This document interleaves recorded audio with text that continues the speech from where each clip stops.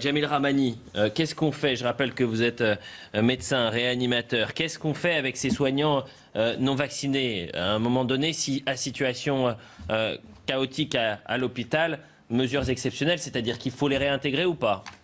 Écoutez, à mon sens, oui, il faudrait les réintégrer. Ces soignants ont donné le meilleur d'eux-mêmes lors de la première vague. Ils ont été envoyés au front sans protection, rappelez-vous, sans masque, sans blouse.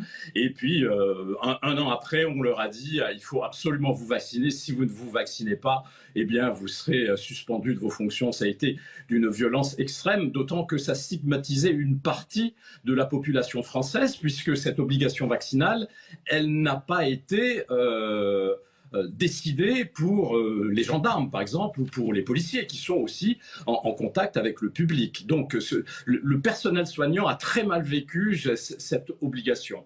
Et là, on se rend compte que les vaccins, certes, sont extrêmement efficaces, mais ne sont pas assez efficaces pour limiter la transmission. Et on sait que dans certaines conditions, des soignants contaminés peuvent continuer à soigner s'ils ont peu de signes cliniques. Alors on se dit, mais pourquoi des gens qui certes ne sont pas vaccinés, mais qui sont en pleine santé, ne devraient-ils pas recommencer à travailler? Une dernière question, le conseil scientifique, vous savez, qui est né en mi-mars 2020, donc ça fait un peu plus de 2 ans qu'a été créé le conseil scientifique. Je disais juste avant que c'est un conseil scientifique aux allures de conseil politique. Quel regard vous porterez donc sur ce conseil scientifique qui tire sa révérence?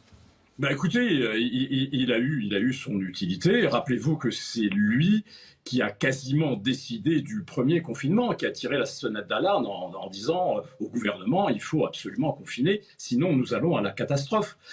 Et ces avis n'ont pas toujours été suivis par les politiques.